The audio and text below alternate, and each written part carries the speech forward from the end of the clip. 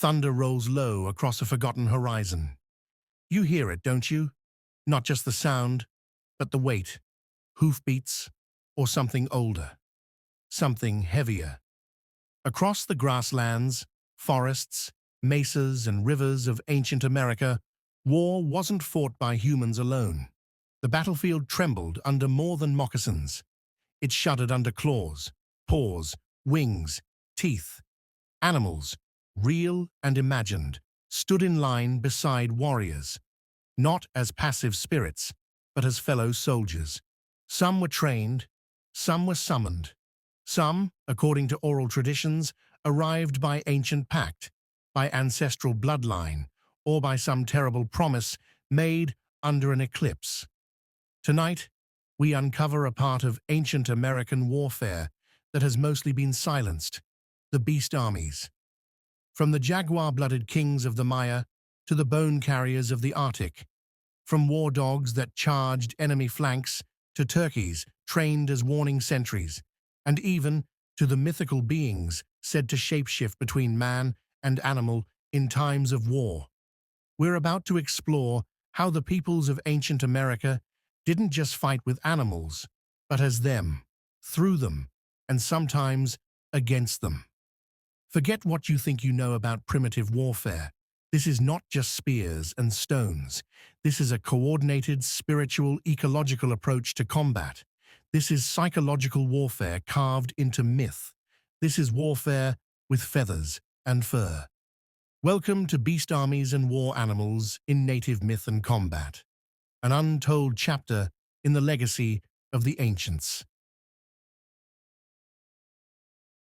Before any army takes the field, before arrows fly and drums beat, the first front is mental. And in ancient America, myth was a weapon sharper than obsidian. Picture it. On the eve of battle, warriors from the Mississippi Valley gathered to invoke the powers of the underworld. But they didn't pray for strength alone. They summoned the underwater panther, a fearsome creature of claw, horn, and fire, believed to prowl beneath rivers and rise in battle to crush their enemies. This wasn't fantasy, it was battlefield preparation, a mental edge etched into the heart of every fighter. Among the Iroquois, stories were told of the flying head, a monstrous disembodied head with wings and glowing eyes that brought death wherever it flew. In times of war, this creature became a symbol of unstoppable vengeance. Imagine being told the enemy had unleashed this entity, and then seeing firelit effigies in the trees, shaped like heads, with wings. Even if the creature never came, its legend already struck terror. This is the power of psychological warfare born from myth. In the north, Algonquian tribes spoke of the Windigo, a giant, ravenous, cannibalistic spirit that hunted in winter and could possess warriors. In war, to accuse your enemies of being Windigo-possessed was to dehumanize them, and also to instill fear in their own hearts that something unnatural stalked them from within. Meanwhile, on the plains, stories of giant buffalo spirits that led stampedes into enemy territory were whispered around fires. The Sioux, Comanche, and others remembered ancestral herds that trampled whole villages under divine command. These weren't bedtime stories. They were militarized folklore. Psyops before psyops had a name. Elders, shamans, and warriors used mythic terror not only to rally their own, but to erode the confidence of their foes. The battlefield, even before the clash, was thick with invisible beasts, legends so real they could paralyze or inspire. And when fear becomes belief, belief becomes power. Now let's move from the invisible to the very real.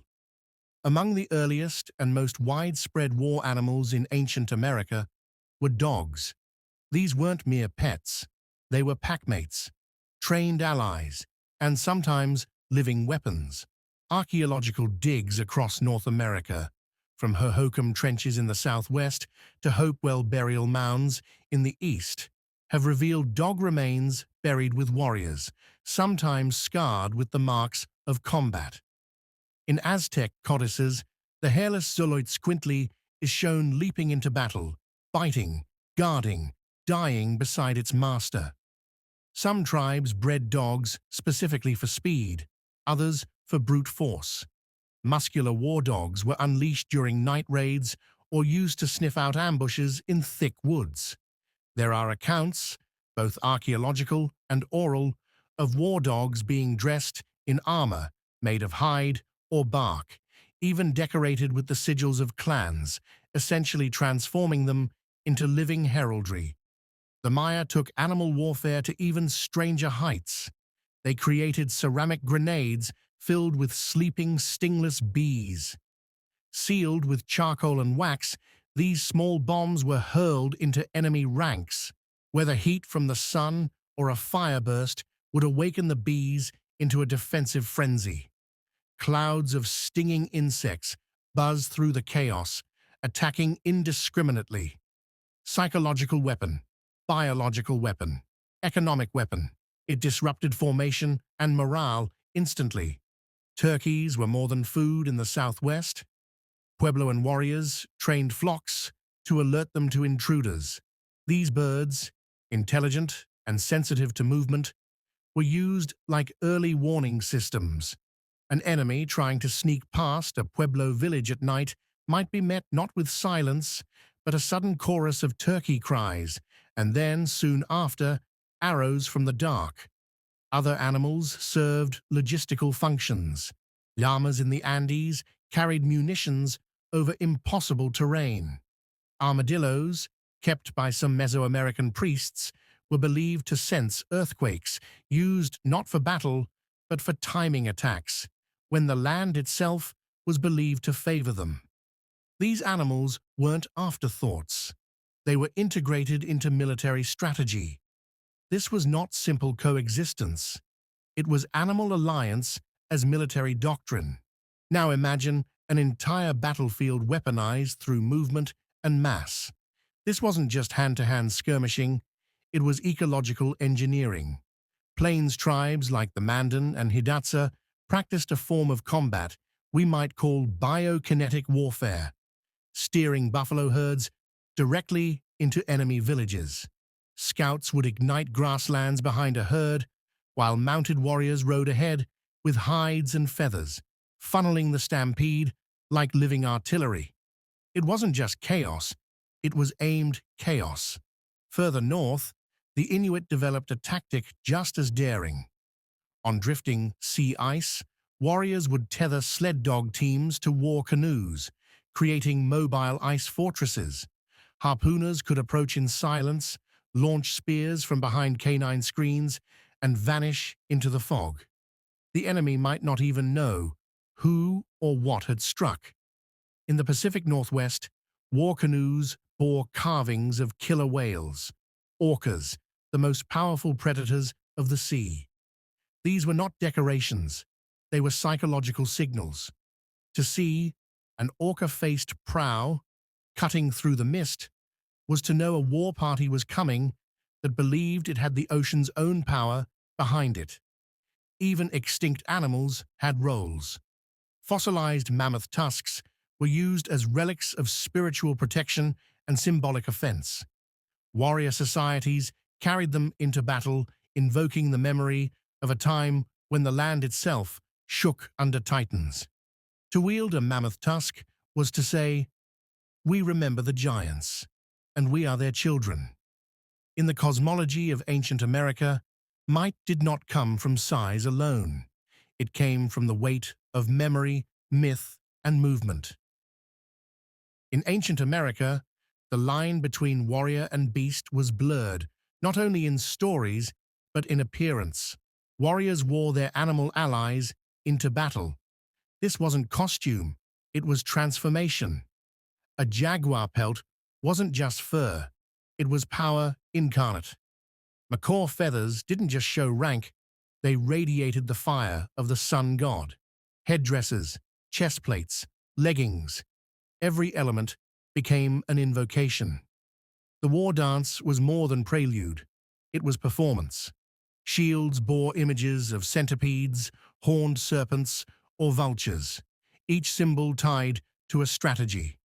The centipede meant relentless assault from many fronts. The serpent meant encirclement, strangulation. The vulture warned of death and rebirth. Warriors who fell would rise again in spirit to torment their enemies. Even the sounds of animals were mimicked in war. Turtle shells tied to calves made the rhythm of charging beasts. Drummers used deerskin heads stretched tight to create low thunder. Smoke signals, too, became part of the illusion. Spirals to mimic hawks, curling wisps that hinted at unseen coyotes. Night raids often began with owl calls. If the owl answered, it meant the land agreed, and the land was part of the army. Effigy mounds shaped like bears, eagles, or snakes glowed with fires on top, warnings and declarations. Imagine seeing a bear on fire at the summit of a hill, towering, looming, roaring in light. That wasn't just ritual. That was shock and awe, ancient style.